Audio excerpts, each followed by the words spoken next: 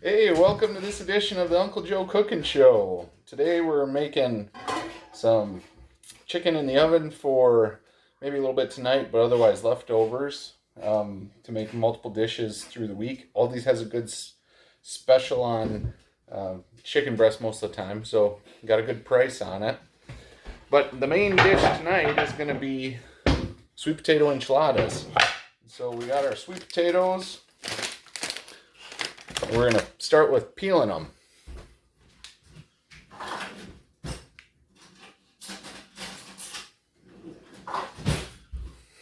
So we're starting off by giving a good peeling, and we're going to boil them and add some other ingredients to make them nice and tasty, and then put them into a wrapper.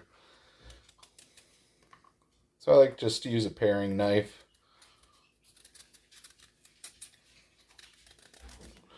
It always reminds me of peeling potatoes with my mom, or oftentimes we'd peel potatoes at Grandma Thelma's house. The kids would get tasked with helping out with that.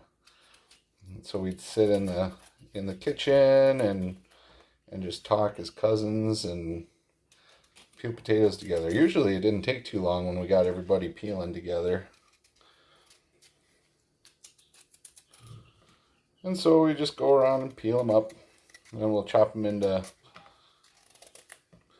easily boiling size. So about between 3/4 and an inch round. I'm wasting a little bit there. But now we got chickens, so we can give the peels to the chickens if we want to. And so just go through and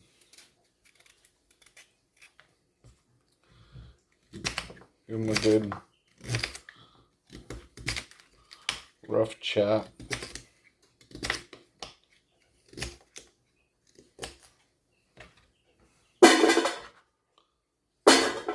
So I'm going to peel the rest of these potatoes, and then we'll circle back and show you how, once they're boiled and cooked, what we're doing here.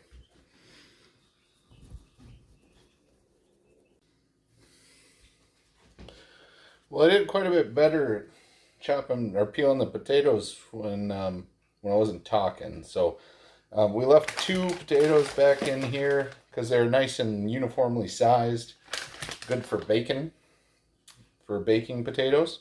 So we'll save those for a different day to just enjoy them baked in the oven with a little bit of butter.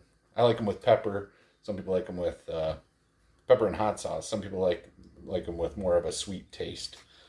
And so just got the last potato here. We're just going to cut it up into small cylinders, since the diameter is equivalent to my paring knife. And we just want them, the smaller, the quicker they'll cook.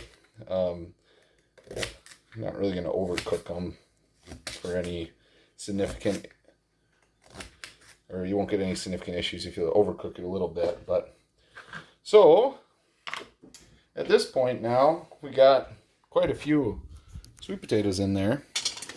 And so we're going to come over to the sink, get some cold water running. And we're going to just cover these sweet potatoes until they're just covered, so we can get them on the heat and start simmering away. So I really like them because they've got a lot of beta carotene, vitamin A in there. Help keep my vision good. And it's just tasty, and it's a fun way to have a different kind of recipe, because a lot of times sweet potatoes and yams we take in, they're oftentimes sweet and not savory. So we got those going on the stove now. So that'll slowly come up to a simmer, and then we'll let them boil till they're soft. We got the chicken cooking away in there. And so we're just gonna wait for things to kind of cook. We'll clean up the peelings, and I'll get the rest of the ingredients ready so that we can put it all together when we come back. We got Sachi supervising. She's doing a good job. We got Outcat, who we recently named Katniss. She's really enjoying the new cat TV over here. Ivan's hanging out. Arthur. walking on by, Aladdin, and we got Marshall Mallow walking away there. Zena's hanging out. And there's Cheese Cat, Gouda, and Stinker's even downstairs. Hey, Stinker. And so there are chickens just hanging out off in the corner. So we're going to let these things heat up. I'll clean up a little bit, and then we'll come back to make the flavoring for the inside of the enchiladas. And then we'll get them wrapped up and show you how we bake them.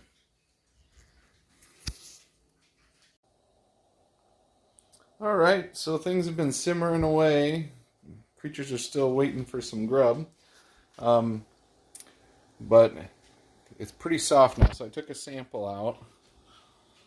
And it cuts easily.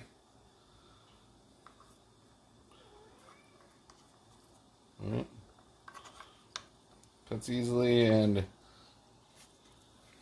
when I taste it, it's nice and soft. So we're going to turn off the heat. And next we're going to drain them out here.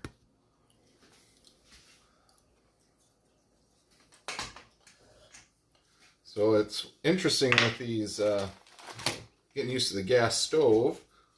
So the gas stove doesn't quite, there's a lot of extra heat that comes around the outside.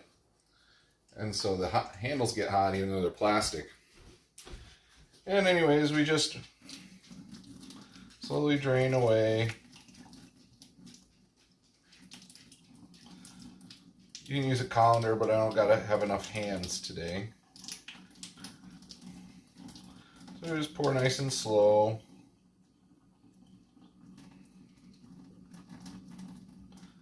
Being careful not to get any splashback or anything. And then with the potatoes, since they interlock pretty good, so it's a little bit easier than draining pasta without a colander.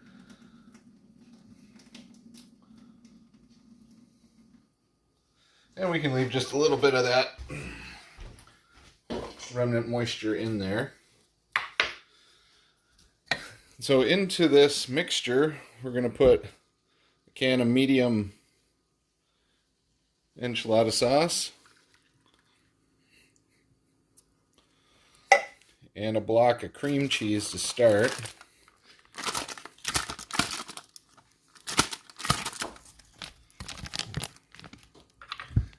Scrape it away.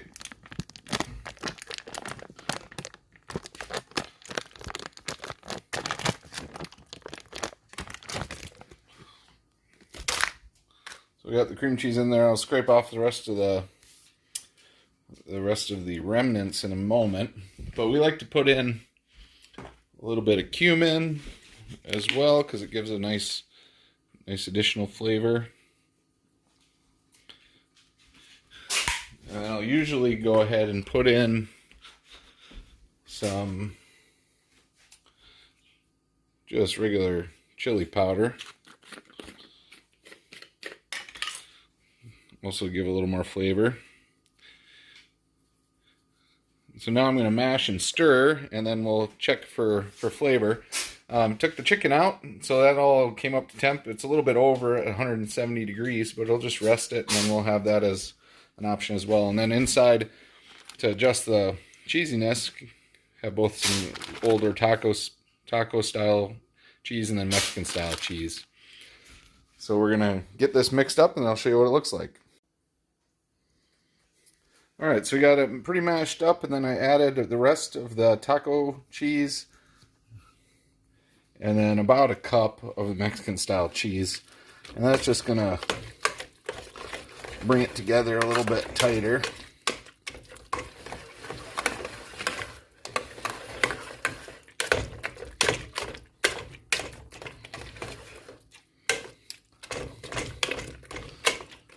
And there we go, have it. We have a pretty loose but very cheesy mixture, and we're going to use that to stuff the burrito shells here in a moment. I'm going to get that ready. Welcome back. So Lori and Roxanne just came back from the barn, so now Lori can help hold, so the shots will be better than me just balancing things places. But we got the mixture put together here, we got our wrappers here, and we got our next can of enchilada sauce. And so the first step is to put down a layer of enchilada sauce on the bottom to prevent sticking and to provide flavor to that good underbelly of the enchiladas. Then we take our nice mixture and we take about a scoopful. I think if you measure it, it's between a third and a half of a cup, approximately. And then we're going to fold side to side and over the top, and then wrap that tasty deliciousness in there. And we're going to go seam side down, and then repeat until we're out of mixture here. So 1.5 of these wooden spoons. Mixture over and wrap and seam side down.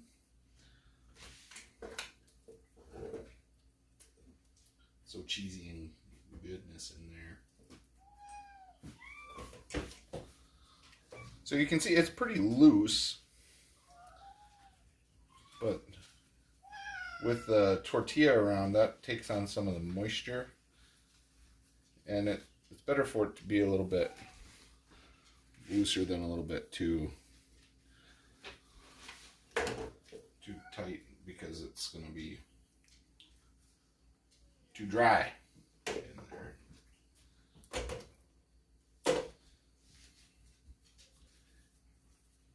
And so we continue the process of rolling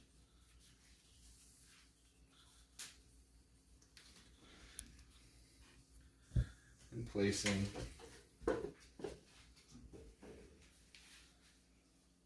The kitties are still hungry.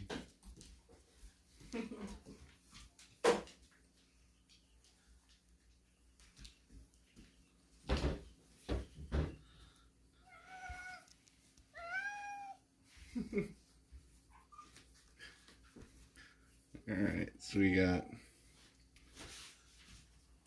3, 4, 5 there.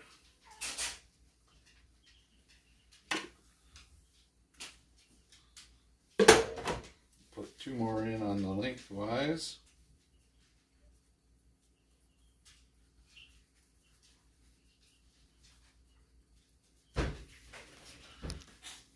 And seam side down.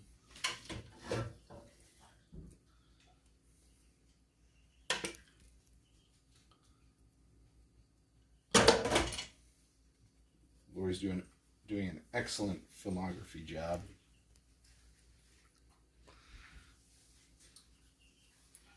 And it looks like we're going to be able to make one to give to Roxanne so she can take it for work tomorrow. So the next step for this is now we're going to drizzle with sauce. Try and get it good and covered. And then we're going to take 1 more can, so this is going to be the 3rd can of enchilada sauce.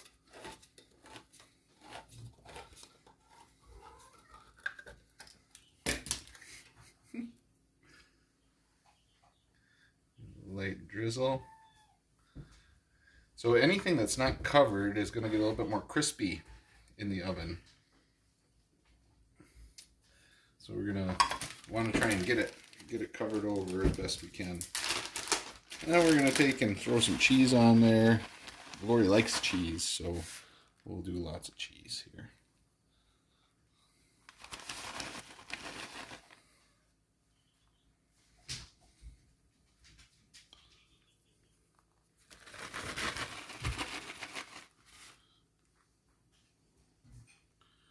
Alright, so that's a good covering of cheese, and then we're going to take and do one last little drizzle.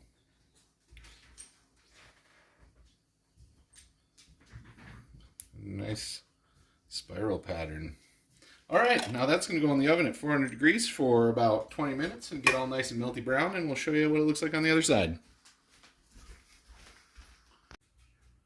Alright, so we've got the potatoes should be done here. So we're gonna pull them out of the oven. And look at that nice golden brown cheese and the sauce bubbling up. It's gonna be so tasty.